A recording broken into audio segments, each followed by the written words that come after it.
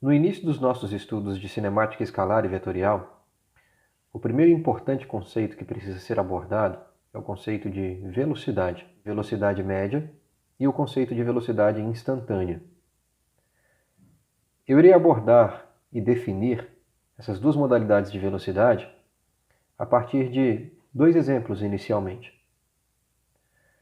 Primeiro, vamos discutir o conceito de velocidade média, a partir do seguinte exemplo. Imaginemos que você vai percorrer uma trajetória retilínea a partir de um ponto de partida, num movimento unidimensional, que aqui eu estou denotando por essa linha orientada da esquerda para a direita, como sendo o meu eixo X de uma trajetória, e eu vou observar um determinado objeto que move-se a partir da minha referência, que eu vou denotar como o meu quilômetro zero. Poderia ser, por exemplo, você conduzindo o seu veículo numa trajetória retilínea. E vamos supor que nesse seu movimento, partindo desse marco zero inicial, eu consigo localizar você numa posição 12 quilômetros à frente, num tempo de 30 minutos. Após a sua partida. Então, você larga da posição 0 km, num tempo inicialmente zero, eu começo a monitorar o tempo do seu movimento a partir desse instante, e aí 30 minutos depois eu te localizo na sua trajetória dentro do seu veículo, na posição de 12 km à frente, com uma velocidade aí, digamos, de uns 40 km por hora. Então você tem uma velocidade que eu vou denotar pelo vetor v, cujo módulo dessa velocidade é igual a 40 km por hora. Qual é a velocidade média com que você varreu a distância de 12 km, percorrendo esses 12 km no intervalo de tempo de 30 minutos? Bom, se eu levar em consideração apenas o ponto de partida e o ponto de chegada, ao longo do seu movimento, nessa trajetória retilínea, eu poderia, portanto, calcular a sua velocidade média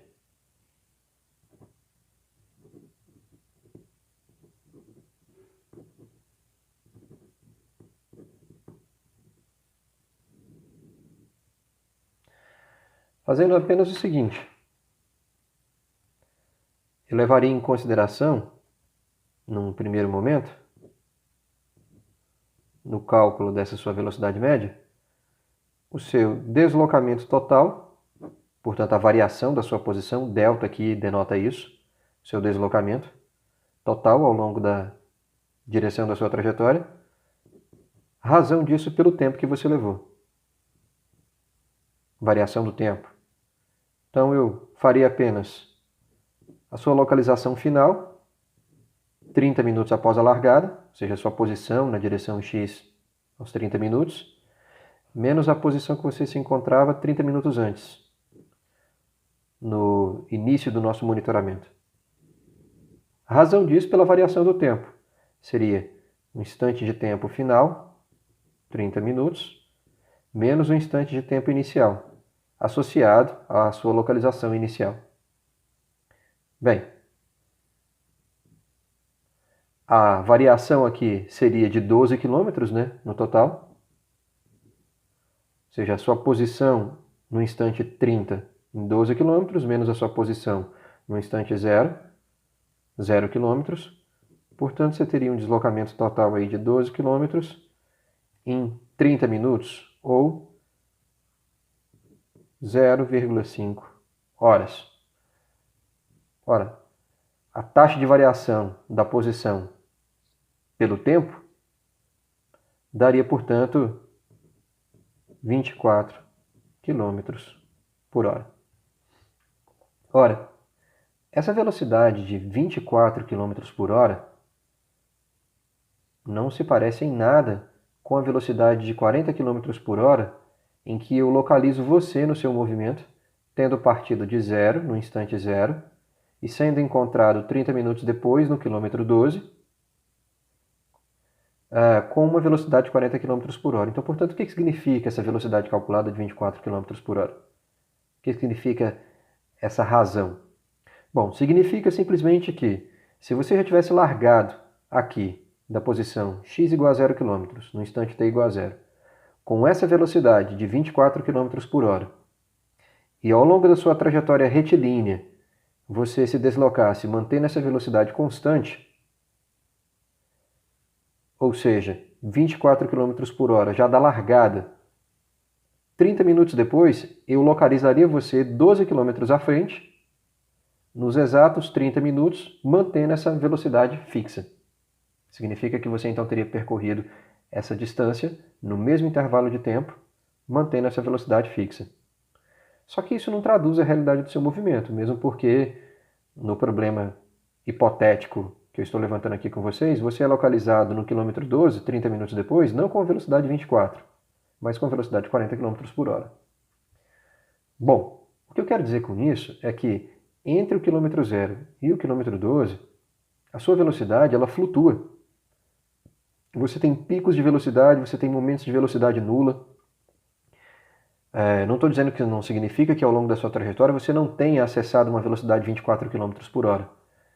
Mas não necessariamente você tenha mantido ela. Pense em quantas possibilidades diferentes você pode ter para que, no mesmo intervalo de tempo de 30 minutos, você possa inclusive experimentar as duas velocidades, 24 km por hora e 40 km por hora, levando o mesmo tempo para percorrer a mesma distância, ao longo de uma trajetória retilínea.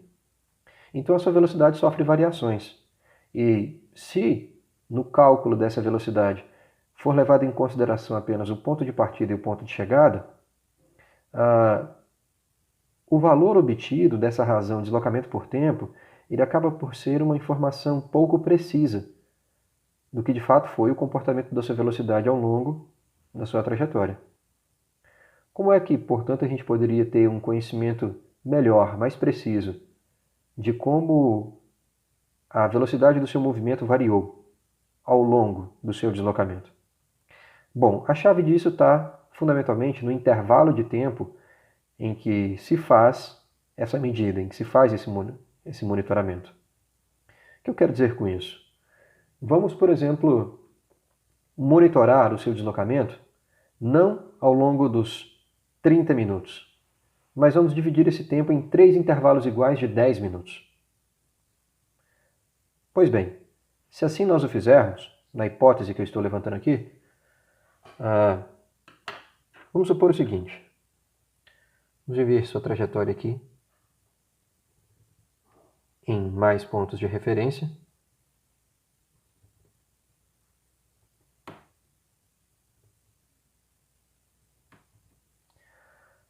E vamos supor que nos primeiros 10 minutos do seu movimento, você tenha se deslocado 4 dos 12 quilômetros, ou seja, percorrido 1/3 da distância.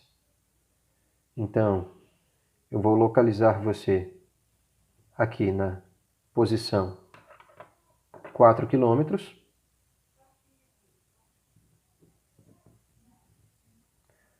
Num instante de tempo, 10 minutos, após a sua largada. E suponhamos que eu encontre você aí com uma velocidade igual a 60 km por hora. Ou seja, essa bolinha vermelha representa você dentro do seu veículo, no seu movimento. E, diferentemente do start, aqui você tem uma velocidade que é maior do que zero, enquanto aqui na largada você parte do completo repouso. Então, você percorreu aí 4 km em 10 minutos. Vamos supor que nos próximos 10 minutos eu encontre você apenas mais 2 km à frente, seja na posição 6 km.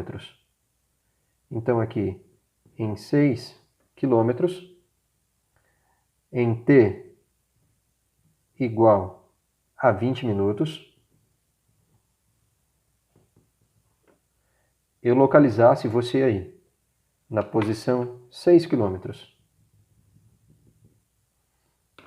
Mas você está em repouso.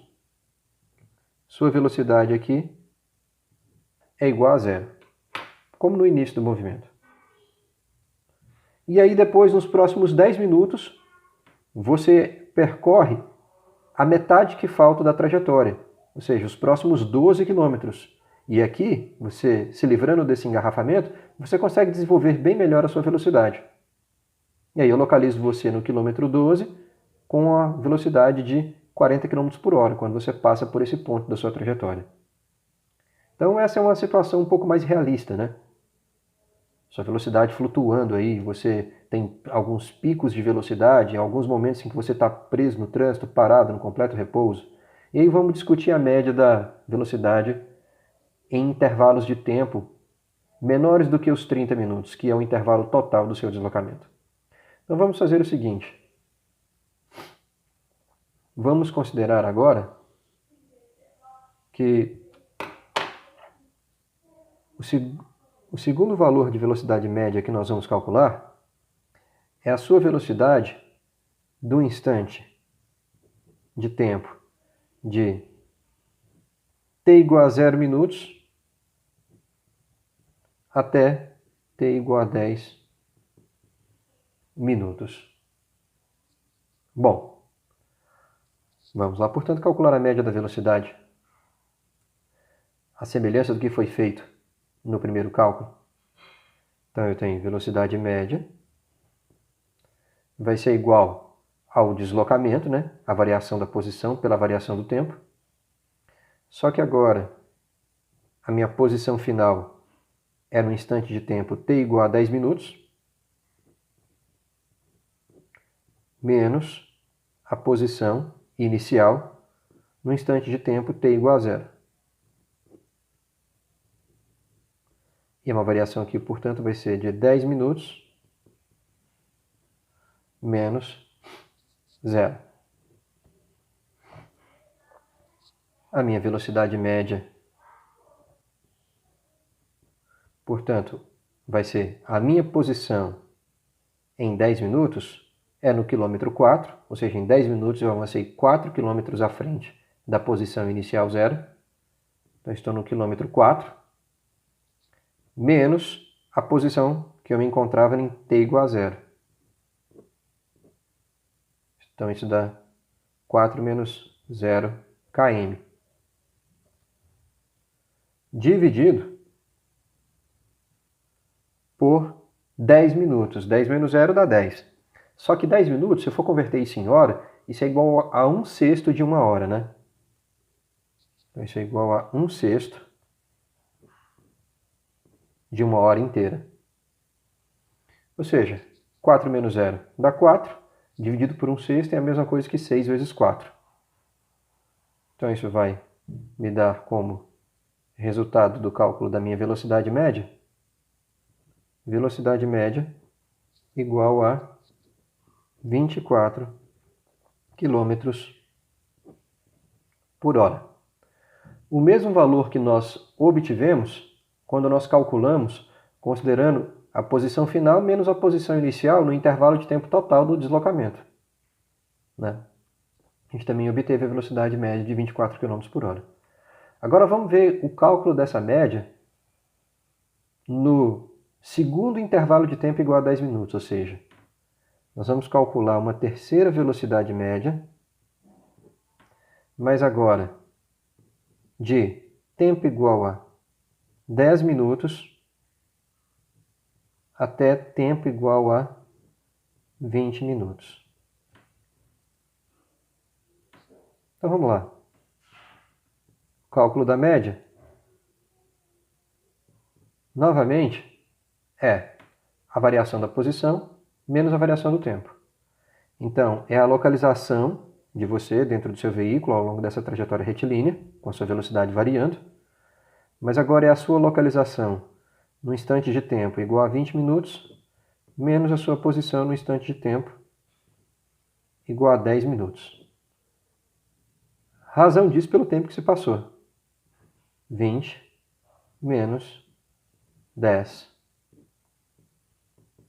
minutos. Pois bem, a sua localização no instante t igual a 20 é na posição 6 km. Se a gente voltar aqui no estudo da nossa trajetória, então 10 minutos depois você está na posição 4 km, só que nos próximos 10 minutos você não avança os mesmos 4 km, apenas mais novos 2, vindo parar na posição igual a 6 km. Bom, então, eu estou aqui, x no instante de tempo igual a 20 minutos, você está na posição 6, menos x igual a 10 minutos, você está na posição 4 km. Razão disso por 20 menos 10, 10 minutos, que é a mesma coisa que 1/6 de hora. Novamente, 6 menos 4 dá 2.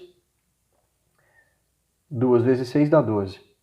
Então você tem uma velocidade média, nesses próximos 10 minutos, de 12 km por hora. Metade da primeira média calculada no primeiro intervalo de tempo igual a 10 minutos.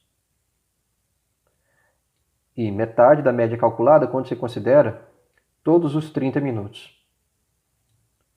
Calculemos agora uma quarta velocidade média.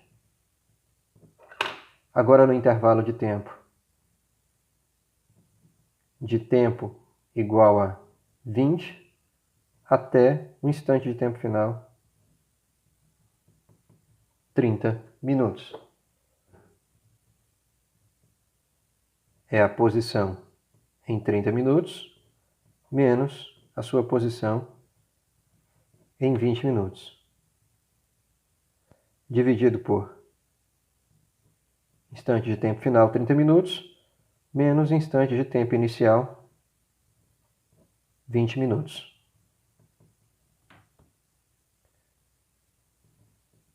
Nossa velocidade média aqui, portanto, vai ser a localização em 30 minutos é o final do percurso monitorado, 12 km à frente do ponto de partida. Menos a localização no instante de tempo t igual a 20 minutos, que é na posição 6 km.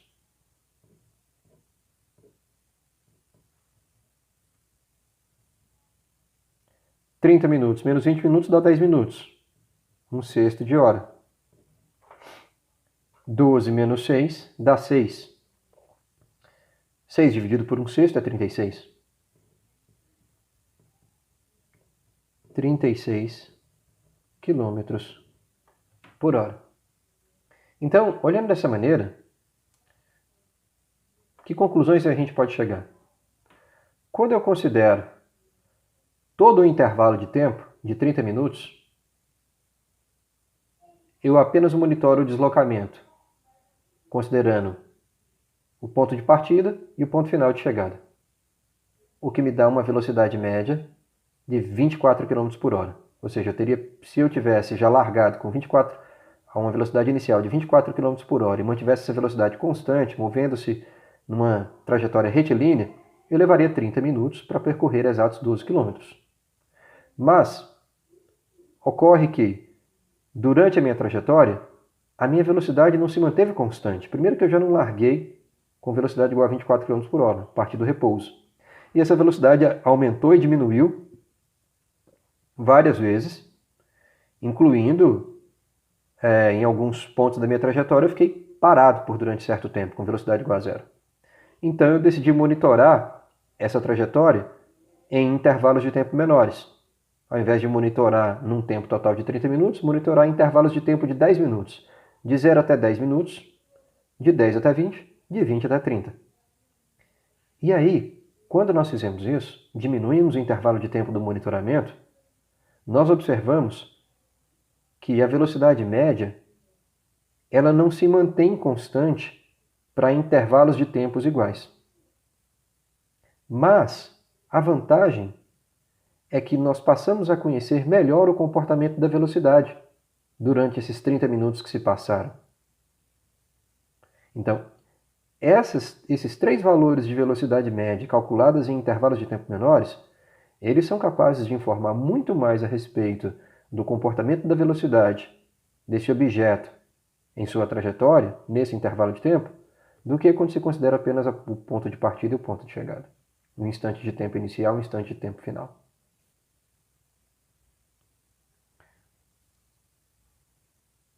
Segundo exemplo, né? Agora, considere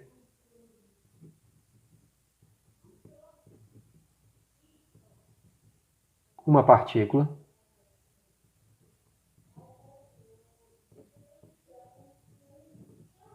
e aqui entenda-se por partícula um objeto qualquer em que nós vamos desprezar as dimensões desse objeto. Vamos desprezar a sua forma. A forma do objeto não é relevante aqui nesse momento.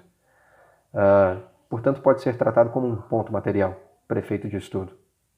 Então, eu vou considerar um objeto, qualquer que seja. Eu estou desprezando a forma, as dimensões desse objeto. Portanto, estou tratando ele como uma partícula, um ponto material. Você pode considerar uma pedra caindo. Então, eu vou considerar uma pedra caindo, né? Essa é a minha partícula, em situação de queda livre. Então, considere uma partícula em queda livre. Ou seja, dizer que essa partícula está caindo em situação de queda livre significa que o único efeito, a única ação sobre ela que provoca essa queda é a força de aceleração gravitacional, né? Então, portanto, a gente precisa explicitar isso. Então, ela está em queda livre sob ação apenas do campo gravitacional terrestre.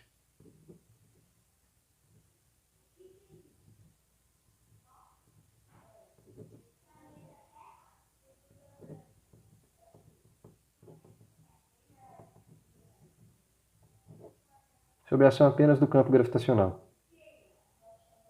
Bem, o que eu quero dizer com isso? Nós vamos desprezar qualquer resistência que o ar possa oferecer, por exemplo, ao movimento desse objeto em queda, que poderia gerar uma força de atrito em oposição à direção do seu deslocamento. O objeto cai verticalmente para baixo e, portanto, o ar ofereceria um freio, uma força que freasse essa partícula em queda verticalmente para cima. E essa força aumentaria conforme a velocidade do objeto em queda aumentasse. Mas não é esse o caso. Eu vou desprezar esse efeito de atrito com o ar. E, portanto, a única ação responsável pelo movimento do objeto em queda que a se considerar é a ação da gravidade terrestre, da aceleração de campo gravitacional terrestre. Pois bem, eu vou criar um sistema de referencial aqui para poder orientar a trajetória desse objeto em queda e monitorar o seu avanço. Ele vai cair a partir de uma altura inicial e eu vou monitorar a sua queda ao longo do tempo.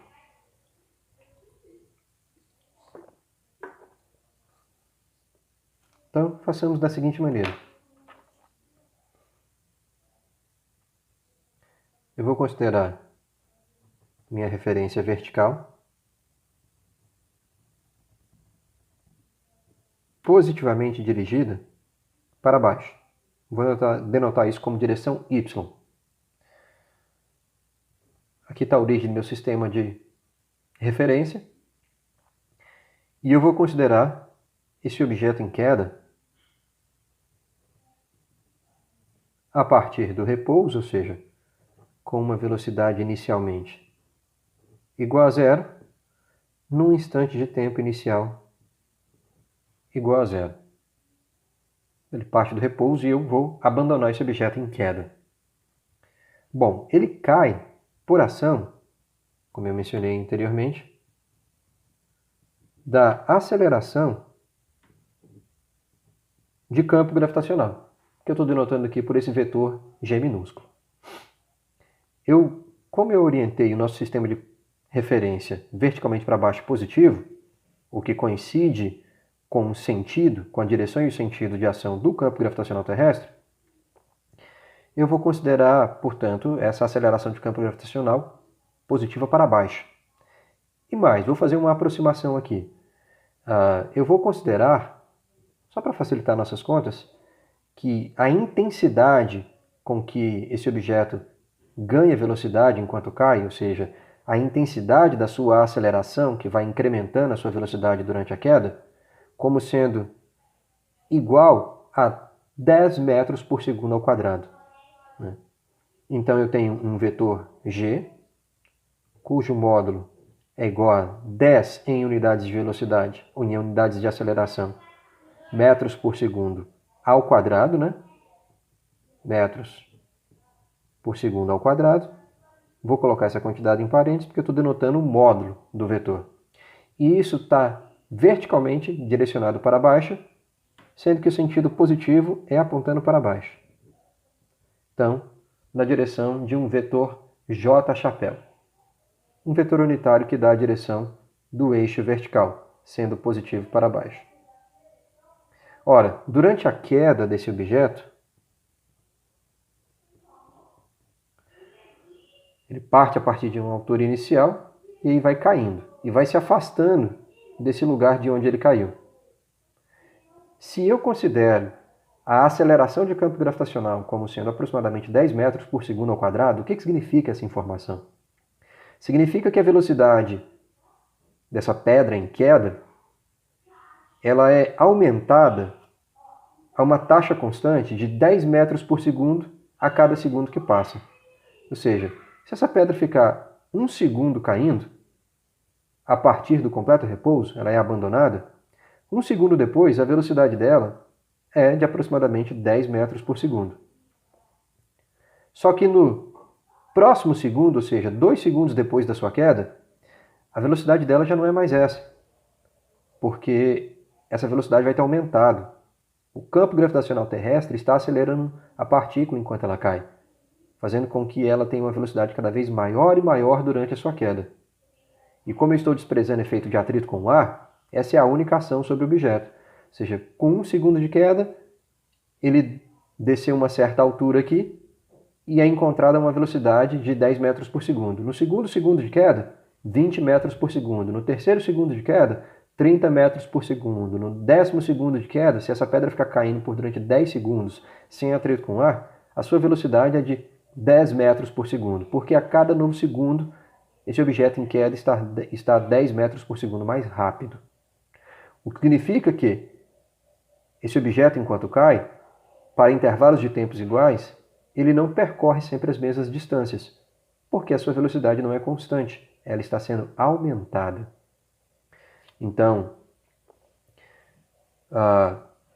se você pensar no primeiro instante aí de tempo, né, como sendo, por exemplo, 1 segundo, ele está a 10 metros por segundo e, portanto, ele vai ter percorrido uma certa distância. Só que no segundo segundo, ele está mais rápido, percorreu uma distância maior para o mesmo intervalo de tempo. Bom, tendo entendido isso, o fato é que enquanto esse objeto cai, sua velocidade é, portanto, aumentada. Então aqui ele já tem uma certa velocidade, que é diferente de zero, e ele é encontrado numa certa posição y aqui, que vai variando com o tempo, onde o y monitora o afastamento dele do ponto de partida, onde ele foi abandonado. Então essa posição vai variando com o tempo, né? Assim como a velocidade também vai aumentando durante a queda.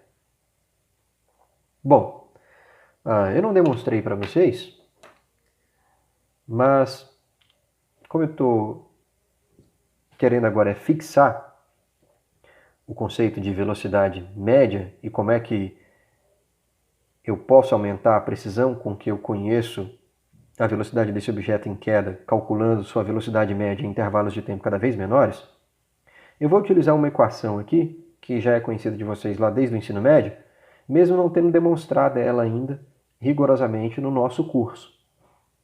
Mas imagino que vocês não terão dificuldade de compreendê-lo. Bom, se eu quero monitorar a localização desse objeto em queda em função do tempo, como o movimento é acelerado, bom, é possível demonstrar que a equação que rege o movimento dessa partícula em queda, monitorando a sua posição, ou seja, a equação da posição em função do tempo,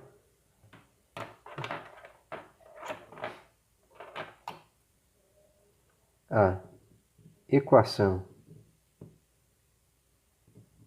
da posição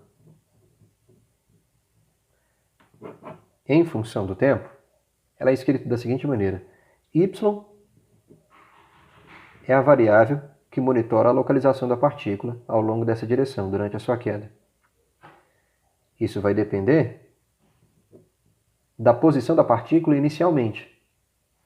Lá no instante de tempo t igual a zero, onde é que a partícula se localizava na referência que você está utilizando para monitorar a sua queda. Vai depender também se a partícula foi abandonada para cair ou se ela foi lançada com uma certa velocidade inicial, porque isso certamente faz diferença. E também vai depender da taxa com que essa velocidade é aumentada durante a queda, ou seja, qual é a aceleração da partícula durante a sua queda. E o avanço da posição da partícula durante a queda não escala linearmente com o tempo, uma vez que a velocidade não é constante, ela vai sendo aumentada, ela vai sendo incrementada durante a queda.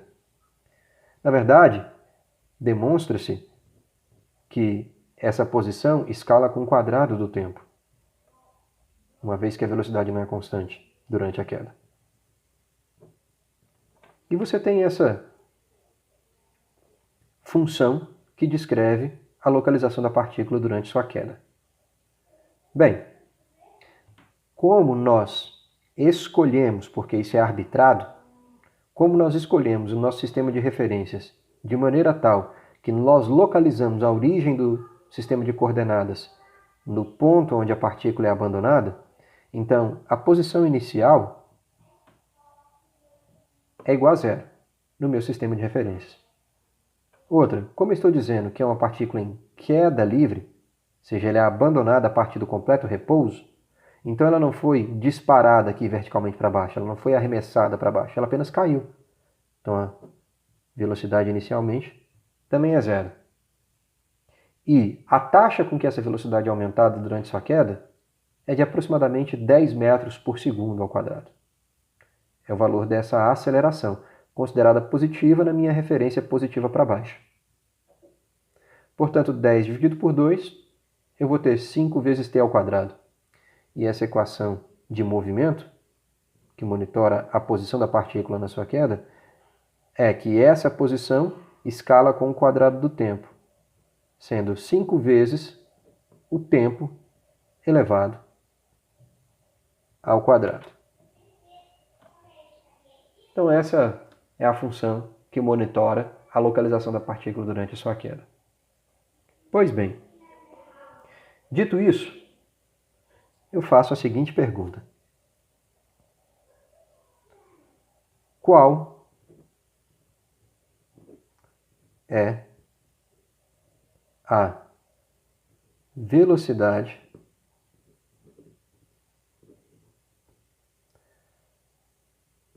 da partícula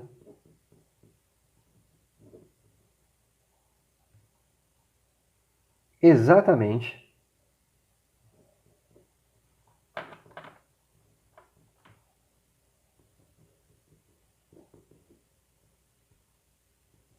no instante de tempo t igual a 1 segundo. Ou seja, qual é a velocidade da partícula 1 segundo após a sua queda? Eu já dei a resposta. Eu já apresentei essa ideia para vocês aqui. Porque se a velocidade é aumentada de aproximadamente 10 metros por segundo a cada segundo que passa, partindo do repouso, 1 segundo após a sua queda, sua velocidade é de exatamente 10 metros por segundo. Mas eu quero responder essa pergunta a partir da seguinte estratégia. Eu quero calcular a velocidade média da partícula, me aproximando do instante de tempo de interesse a partir de intervalos de tempo anteriores a esse instante e posteriores a esse instante, ou seja, vou calcular a média, um intervalo de tempo antes e um intervalo de tempo depois, mas para intervalos de tempo cada vez menores. Então vamos dar início à solução desse problema por meio dessa estratégia. Consideremos aqui, inicialmente, uma linha imaginária do tempo. Tempo esse em que nós estamos monitorando a queda desse objeto, sob a ação apenas da gravidade. E eu estou interessado em conhecer a velocidade exata dessa partícula em queda no instante de tempo t igual a 1 segundo.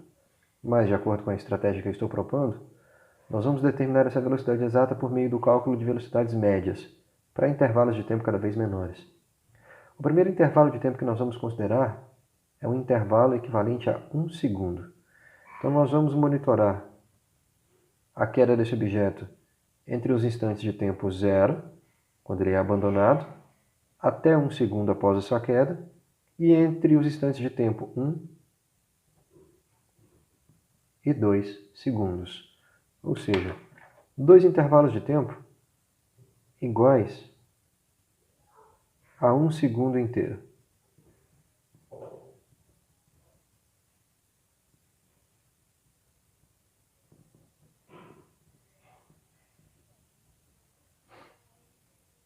Então vamos calcular nossa primeira média. Vamos calcular nossa primeira média considerando a variação dessa velocidade desde o início da queda até 1 segundo depois. Então, cálculo da velocidade média é o deslocamento, a variação da altura de queda pelo tempo. Ou seja, é a posição final em 1 segundo, menos a posição no instante de tempo inicial, em 0 segundos. Dividido por 1 menos 0 segundos, a variação do tempo.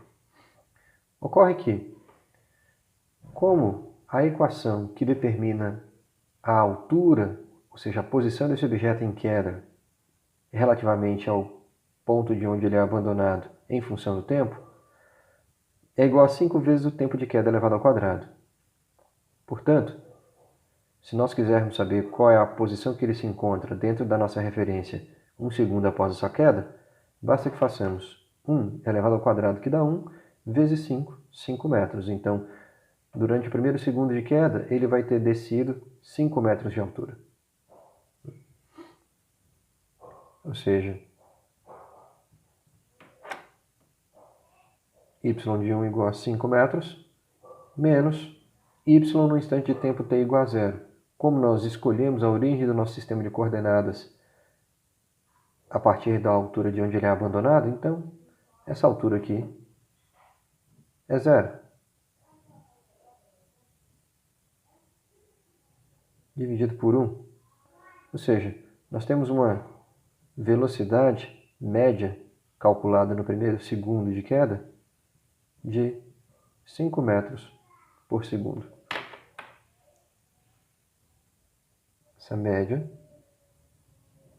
foi, portanto, calculada considerando a variação de tempo de t igual a 0 até t igual a 1 segundo.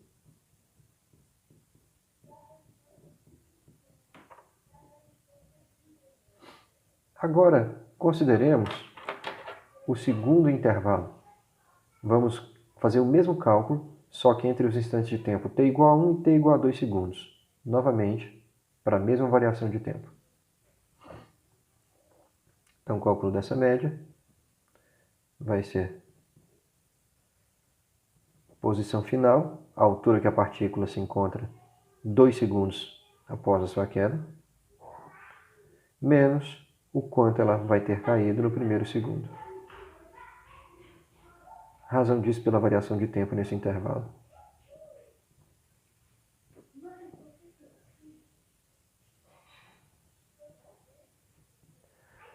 Novamente, nós vamos recorrer à equação que informa qual é a posição da partícula durante a sua queda em função do tempo de queda. Então, quando eu considerar um instante de tempo t igual a 2 segundos e substituir t igual a 2 nessa equação, 2 elevado ao quadrado, 4, que vezes 5 dá 20. Ou seja, em 2 segundos de queda, esse objeto vai ter caído 20 metros. Enquanto que com 1 segundo de queda, 1 elevado ao quadrado dá 1, que vezes 5 é 5. Esse objeto vai ter caído apenas 5 metros. Então, olha só, enquanto que no primeiro segundo de queda o objeto cai 5 metros, no próximo segundo ele cai mais 15. Ou seja, ele percorre uma distância maior para o mesmo intervalo de tempo. Isso porque ele está mais rápido. Ele está sendo acelerado, a velocidade dele aumenta. E por aumentar, ele percorre distâncias maiores no mesmo intervalo de tempo. Então, 2 menos 1 dá 1. Então, nós temos aí uma velocidade média de 15 metros por segundo.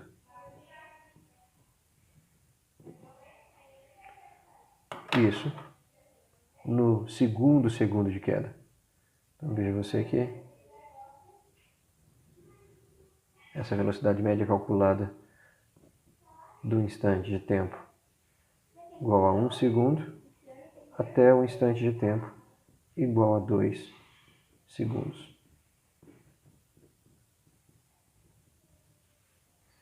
Agora repare que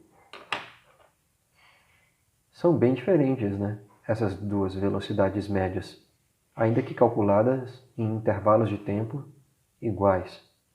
Uma média está dando 3 vezes a outra.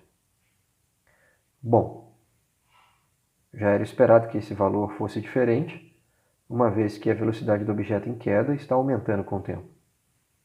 Mas como é que eu faço para ganhar precisão na estimativa dessa velocidade, uma vez que eu quero determinar ela exatamente no instante de tempo t igual a 1 segundo? Para aumentar a precisão disso, o que nós vamos fazer? Nós vamos diminuir o intervalo de tempo em que eu faço o cálculo dessa média. Agora, ao invés de calcular essa média 1 segundo antes e 1 segundo depois, em torno do instante de tempo que me interessa, eu vou calcular essa mesma média 1/10 de segundo antes e 1/10 de segundo depois. Ou seja, eu vou reduzir em 10 vezes esse intervalo de tempo em que eu calculo essa média. Vou pegar apenas 10% desse tempo. Bom, vamos lá.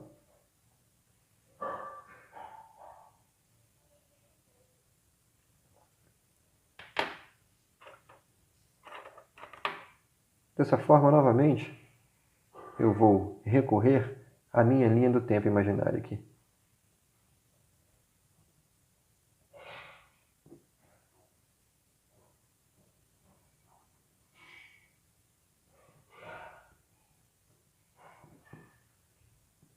Estou interessado no valor exato da velocidade no instante de tempo igual a 1 segundo, só que agora eu vou considerar uma variação de 0,9 segundos até 1 segundo e de 1 segundo até 1,1 segundos. Um intervalo de tempo 10 vezes menor do que o anterior.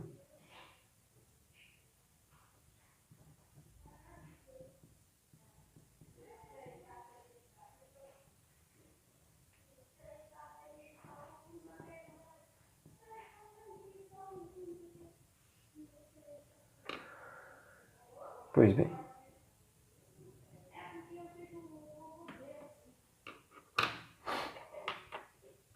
Calculemos essa primeira média. Então, a velocidade média igual a posição em 1 segundo menos a posição em 0,9 segundos. 1/10 de segundo antes. Dividido por 1 menos 0,9. Em 1 segundo de queda, ele cai 5 metros. Mas em 0,9 segundos, ele vai ter caído um pouco menos do que isso. Bom, quando a gente faz essas contas, se a gente volta aqui na função que descreve a posição da partícula durante a sua queda, se eu fizer 0,9 segundos elevado ao quadrado vezes 5, nós vamos encontrar que esse objeto vai ter caído 4 metros e 5 centímetros. Ou seja, então vai ser 5 menos 4 metros e 5 centímetros. Divididos por 1 menos 0,9, 0,1. Portanto, a velocidade média é igual a 5 menos 4,05 é igual a 0,95, que dividido por 0,1 dá 9,5 metros por segundo. Isso é obtido para uma variação de tempo igual a 0,9 segundos até um instante de tempo t igual a 1 segundo.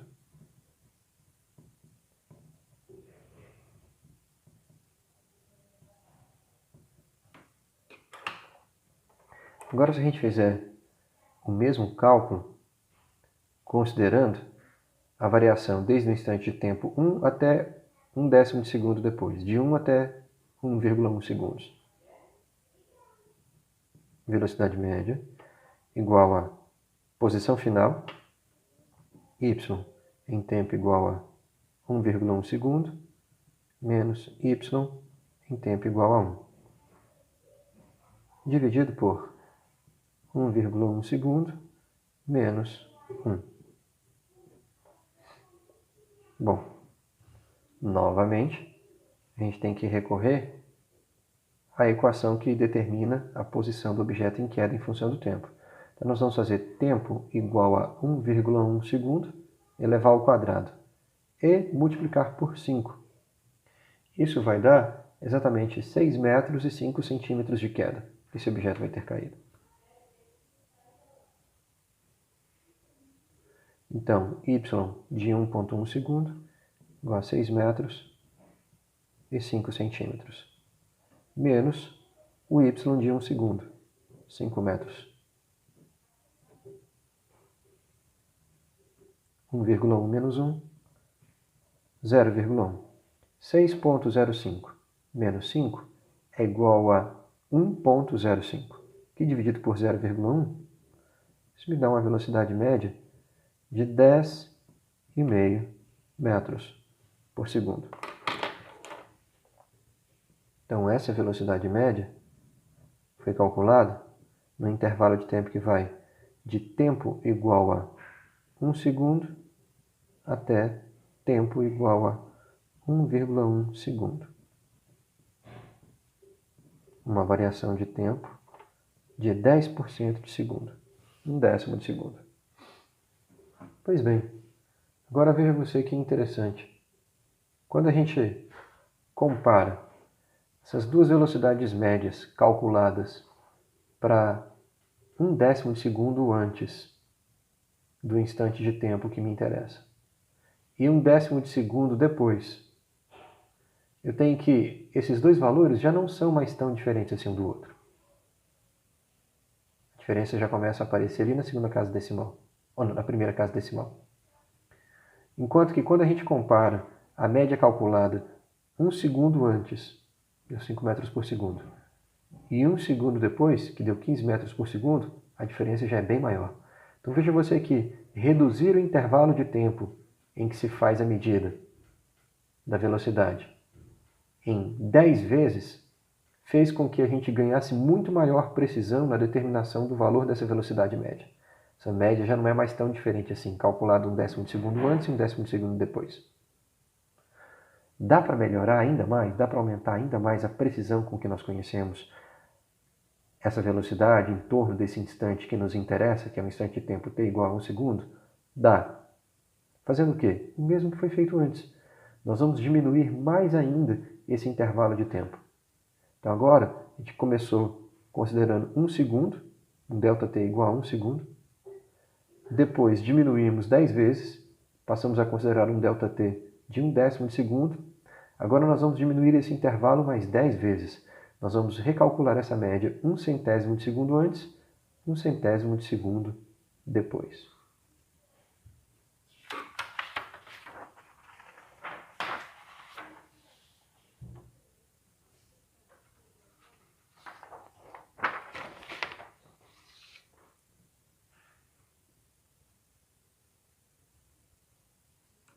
Então, novamente, vamos recorrer à nossa linha imaginária do tempo.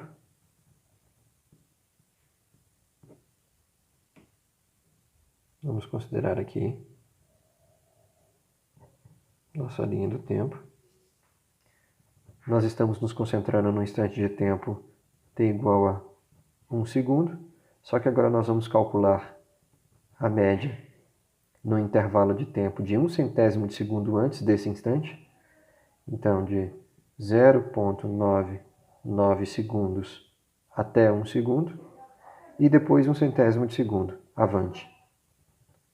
Entre um instante de tempo t igual a 1 e t igual a 1,01 segundo.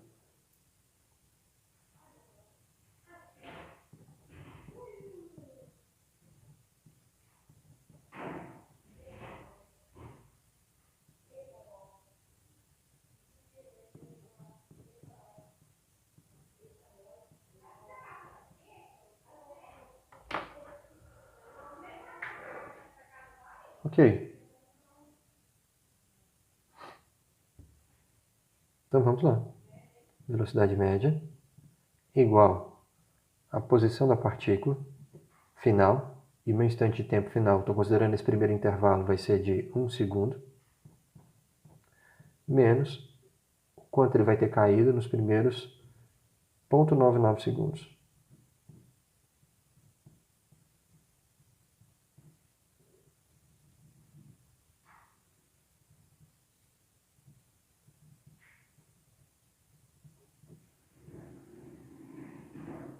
Bem, novamente a gente recorre à equação da posição da partícula em queda em função do tempo, que é y igual a 5 vezes t elevado ao quadrado. Se o tempo é feito igual a 1, ele vai ter caído 5 metros. Menos, se nós fizermos tempo igual a 0,99, elevarmos ao quadrado e multiplicarmos por 5, nós vamos encontrar que esse objeto caiu quase 5 metros, mas não foram 5 metros. Um pouco menos do que isso. 4,9005.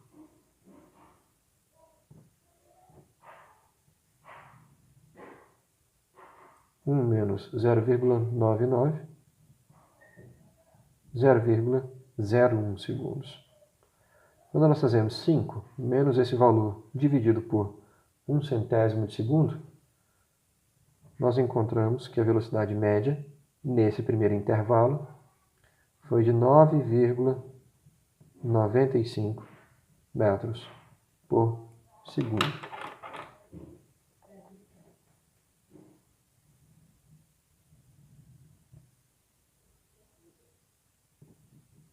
Média calculada entre os instantes de tempo que vão de 0,99 segundos até 1 segundo inteiro.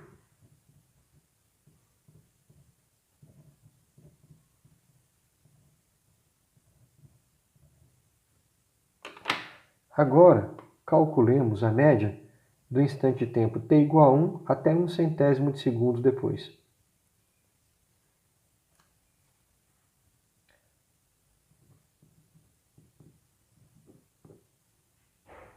Y final em 1,01 menos y inicial em 1 segundo. 1,01 menos 1.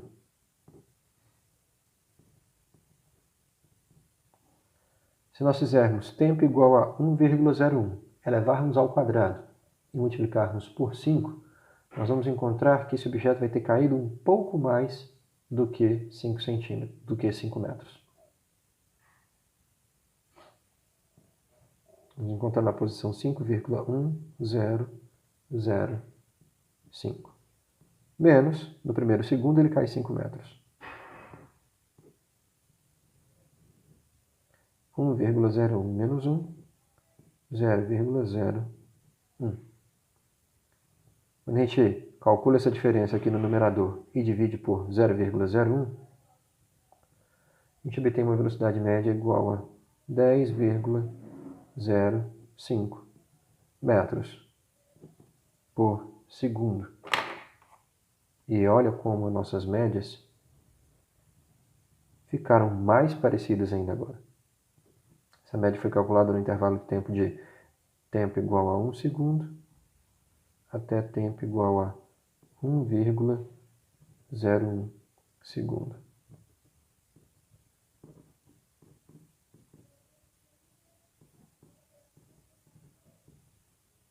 A velocidade média ela está tendendo a um valor igual a 10 metros por segundo. Isso porque eu estou restringindo tanto o intervalo de tempo, eu estou tão próximo do tempo t igual a 1 segundo, que se, por exemplo, agora nós diminuíssemos mais 10 vezes esse intervalo de tempo, e calculando 1 milésimo de segundo antes e 1 milésimo de segundo depois do tempo t igual a 1 segundo, certamente a diferença entre esses dois valores apareceria na terceira casa decimal. E assim sucessivamente. Ou seja, a gente começa a ver uma tendência de concentração do valor do cálculo dessas médias em torno de um valor específico, naquele instante de tempo exato. Bom, como é que a gente pode generalizar isso? Porque qual seria o limite para a gente poder ir fazendo o cálculo dessas médias? Como a chave foi diminuir o intervalo de tempo em que se faz o cálculo, então o limite está em fazer esse intervalo de tempo cada vez menor. Então vamos generalizar essa ideia.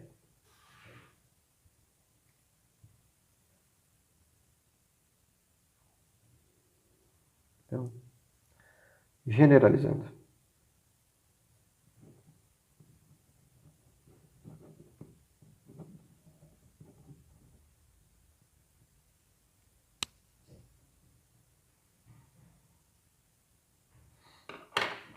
Em todos esses 6 procedimentos que nós fizemos, esses 6 cálculos de velocidade média, o protocolo sempre foi o mesmo. Velocidade média é igual à variação da altura do objeto em queda pelo tempo. Portanto, era posição final menos posição inicial dividido por tempo final menos tempo inicial. Ocorre que, recorrendo novamente à nossa linha imaginária do tempo, se a gente considerar que nós estamos interessados num determinado instante de tempo específico, o que nós fazemos é considerar o movimento do objeto um certo instante de tempo evoluído, ou seja, um t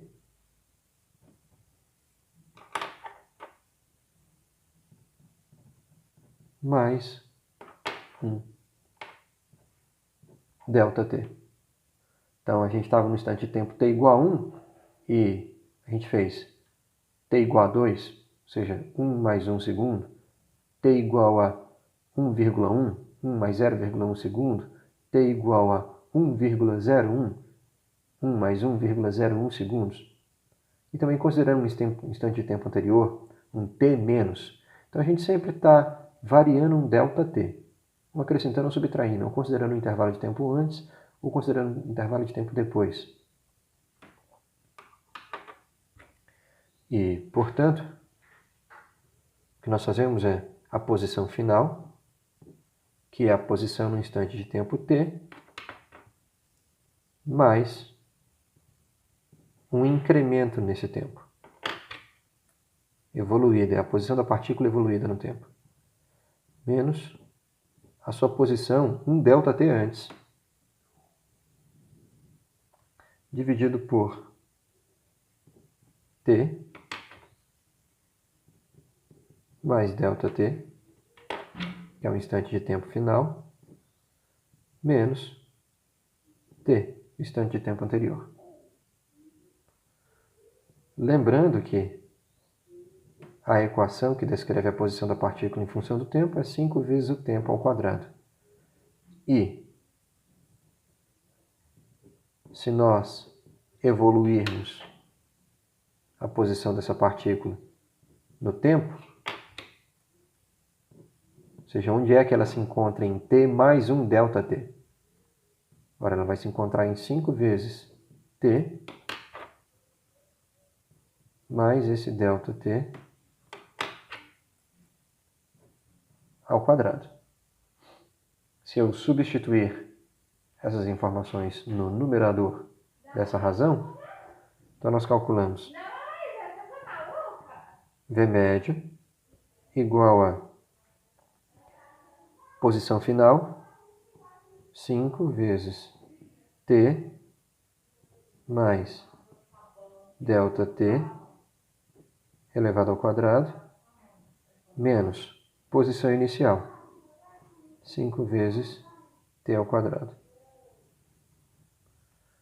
Bom, dividido por T mais ΔT, tempo final, menos tempo inicial.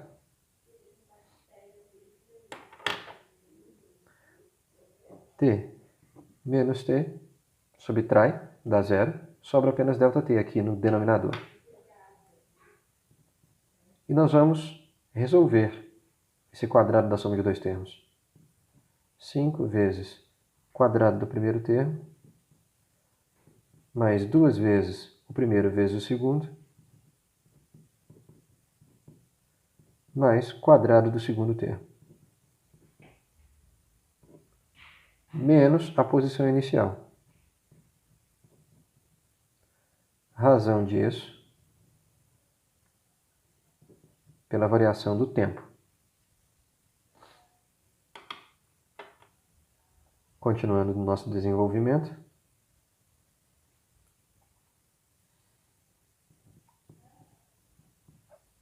Multiplicando distributivamente aqui no numerador.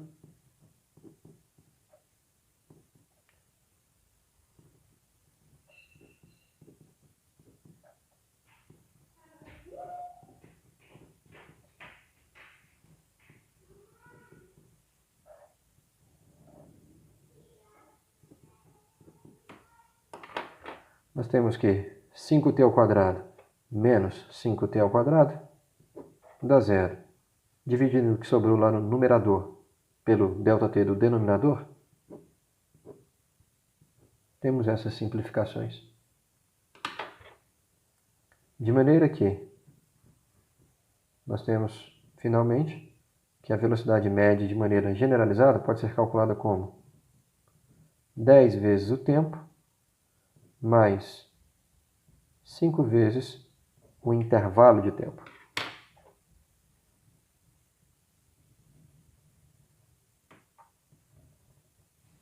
Ora, essa é uma forma generalizada, a forma geral de cálculo da velocidade média. Nós poderíamos usar essa equação, demonstrada aqui de maneira geral, para calcular todas aquelas médias anteriores, né? A gente poderia, por exemplo, lá na primeira situação, ter feito aqui t igual a 1 segundo, que é o instante de tempo que nós queremos conhecer a velocidade. Então, 10 vezes 1 dá 10. E para o primeiro intervalo de tempo, entre 1 e 2 segundos, um ΔT igual a 1 segundo inteiro. ΔT igual a 1 vezes 5 dá 5. 5 mais 10, 15. Teríamos calculado a primeira média. 15 metros por segundo. E assim sucessivamente.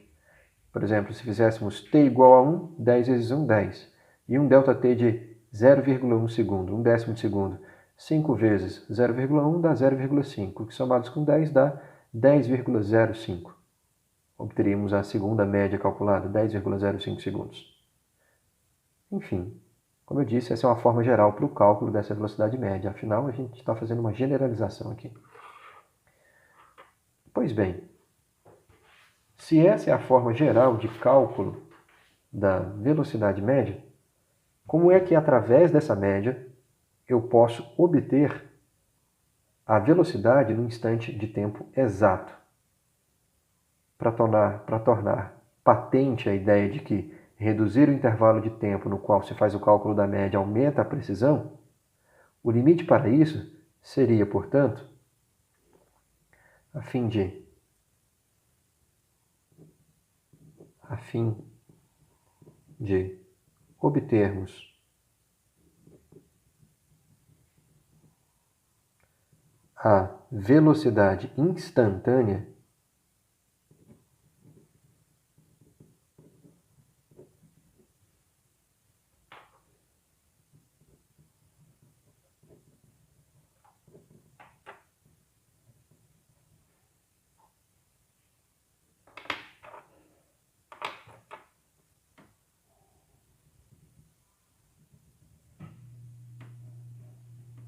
obtermos a velocidade instantânea, o que nós precisamos fazer é o cálculo da velocidade média, que é a razão entre a variação da altura de queda da partícula, razão disso pelo tempo de queda, ou seja, ainda é um cálculo de velocidade média, mas agora no limite em que nós vamos fazer esse intervalo de tempo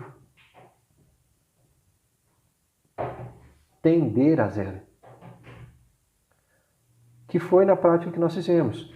Calculamos primeiro com o intervalo de tempo igual a 1, depois com o intervalo de tempo 10 vezes menor, 0,1, depois com o intervalo de tempo mais 10 vezes menor, 0,01, e poderíamos continuar indefinidamente, o que faria com que a velocidade média se aproximasse cada vez mais, calculada o intervalo de tempo antes e o intervalo de tempo depois.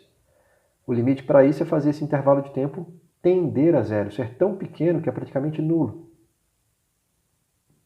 Se a gente aplicar esse limite na expressão geral de cálculo da velocidade média, que foi obtida como sendo 10 vezes o tempo mais 5 vezes o intervalo de tempo de queda. Ora, quando a gente resolve esse limite, significa vir nessa expressão e pegar tudo aquilo que corresponde ao termo ΔT, fazer isso igual a zero. E o único termo que multiplica ΔT é 5. Portanto, essa quantidade aqui tende a zero esse produto. De maneira que nós vamos ter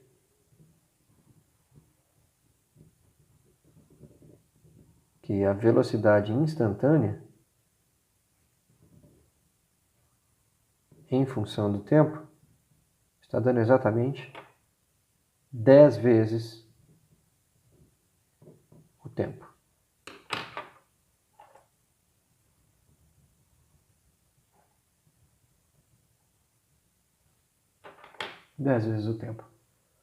Agora, com essa expressão, a gente consegue determinar exatamente qual é a velocidade no instante de tempo t igual a 1 segundo. Se nós fizermos tempo igual a 1 segundo, 1 vezes 10, 10 metros por segundo.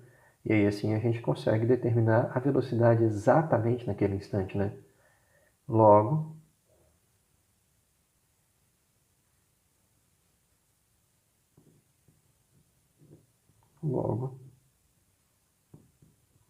se tempo igual a 1 segundo, isso vai implicar que V de 1 segundo igual a 10 metros por segundo. E assim a gente determinou de maneira exata qual é a velocidade no instante de tempo t igual a 10, mas de uma maneira bem interessante. calculando isso para intervalos de tempo cada vez menores, até o limite em que nós fazemos esse intervalo de tempo tender a zero. Realizar esse limite leva-nos ao conhecimento preciso, exato, do valor da velocidade no instante de tempo de interesse. Agora, o que é interessante notar aqui também é que quando nós restringimos o tamanho desse intervalo de tempo, fazendo ele ser muito pequeno, o que a gente observa é que o deslocamento do objeto também é muito pequeno. Então, restringir, limitar a variação do tempo a um valor próximo de zero, acaba por também restringir e limitar a variação da posição a um tamanho também bem próximo de zero. E olha só, nós estamos dividindo duas quantidades, deslocamento por variação de tempo, duas quantidades que estão indo a zero, mas cujo resultado da sua divisão é diferente de zero. É um valor maior do que zero. Um valor de 10 metros por segundo, quando aplicado no instante de tempo t igual a 1. Ok. Que conclusões mais que nós podemos tirar disso? Que maiores generalizações que nós podemos fazer?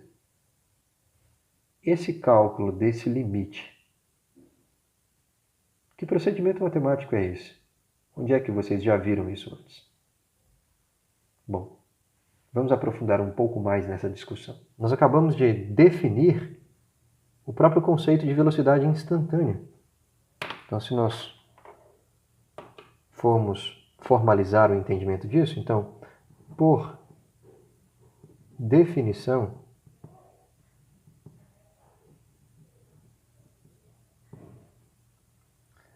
a velocidade instantânea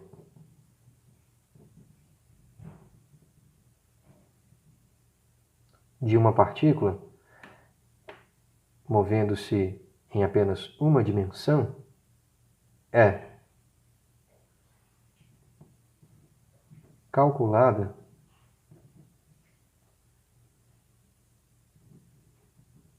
como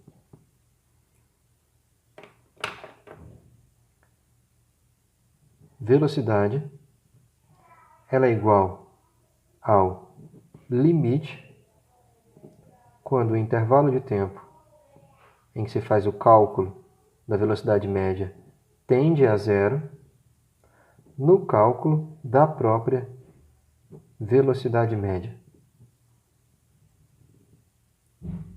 Sei que antes você estava usando a variável y, aqui o x é uma variável no sentido geral. Qualquer que seja o movimento unidimensional, a gente pode representar as posições desse movimento ao longo da sua trajetória como x, portanto tem o seu deslocamento, razão pelo tempo. Quando eu calculo essa razão, que é o cálculo da velocidade média por definição, no limite em que o intervalo de tempo tende a zero, eu estou determinando, portanto, a velocidade instantânea. Já não é mais o cálculo da média, mas é a velocidade no instante. Por quê? Porque o meu intervalo de tempo é tão pequeno que tende a zero, ou seja, estou me aproximando de um instante de tempo. Não estou mais no intervalo de tempo mensurável. Estou me aproximando de um instante de tempo. E, na notação do cálculo diferencial integral, esse tipo de operação matemática pode ser representada pela seguinte notação: dx por dt. Ou seja, eu troco esse delta que eu uso para representar variações de quantidades macroscópicas das coisas, variações grandes, por esse d minúsculo. Isso significa muita coisa nessa operação matemática, de acordo com essa representação. Significa que eu estou saindo de um mensurável, um macroscópico, uma variação grande, para uma variação infinitesimalmente pequena. Infinitesimalmente pequena. Assim como o tempo, aqui, uma variação de tempo macroscópica, para uma variação de tempo que tende a zero. E aí eu uso essa notação. Então, esse dx por dt ainda é uma variação de posição por variação de tempo. Deslocamento por tempo. Mas é um deslocamento infinitesimal e um tempo infinitesimalmente pequenos. Então, toda essa representação do cálculo desse limite é representada por essa razão dx dt. E isso aqui define um procedimento matemático novo, uma operação matemática nova, que vai depender do tipo de função que representa a posição, e existem regras específicas para esses procedimentos de derivação. Eu não vou entrar nos detalhes disso. Na dúvida, vocês consultem os seus livros de cálculo ou recorram aos seus próprios cursos de cálculo, mas, por exemplo, na situação, problema que nós estávamos resolvendo de um objeto em queda livre, em que a posição da partícula em função do tempo de queda, no exemplo anterior de queda livre, onde y de t era calculado sempre como 5 vezes o tempo ao quadrado, ora, a velocidade instantânea deveria ser, portanto, dy por dt, seja a derivada com relação ao tempo da função 5 vezes t elevado ao quadrado. Lá do curso de cálculo de vocês, cálculo 1, vocês devem ter aprendido que isso é um polinômio, e regra de derivação de polinômio é o expoente do polinômio 10 multiplicando, então 2 vezes 5, 10, vezes a variável do polinômio, e aí a unidade do seu expoente é diminuída em 1. Então 2 menos 1 dá 1, 10t. Essa é a regra de derivação do polinômio. E assim, portanto, nós vemos um exemplo de aplicação direta desse conceito de derivada de uma função, um polinômio de segundo grau, que quando deriva, diminui uma unidade o seu expoente. Então ele desce multiplicando, 2 vezes 5, 10, e diminui uma unidade o expoente do polinômio. Então ele deixa de ser um polinômio de grau 2 para ser um polinômio de grau 1. Então, enquanto a posição da partícula aumenta com o quadrado do tempo, a velocidade aumenta linearmente com o tempo. E assim, espero ter ajudado vocês a compreender de maneira adequada o que significa calcular uma velocidade instantânea e qual a diferença entre o cálculo da velocidade instantânea e o cálculo da velocidade média, nas suas próprias definições. A velocidade média é apenas a razão do deslocamento pelo tempo, mas levando em consideração intervalos de tempo que são grandes. Agora, quando você está interessado em conhecer a velocidade no instante exato, portanto, você precisa diminuir, restringir o intervalo de tempo em que se faz esse cálculo, o que lhe permitirá ganhar muito maior precisão na determinação desse valor. Então, a velocidade média nunca é um valor preciso, enquanto que a velocidade instantânea é o valor exato. E quando se faz esse limite, na verdade, é uma operação de derivada que nós estamos realizando. E para derivarmos a função que descreve a posição no tempo, existem regras específicas para isso. No exemplo anterior, como era um polinômio, a derivação segue o procedimento matemático que eu acabei de lhes descrever. Ok, agora nós precisamos passar para a segunda parte de interesse desse capítulo 2. Nós vamos interpretar graficamente o significado dessa operação de derivada da função posição para obter a velocidade.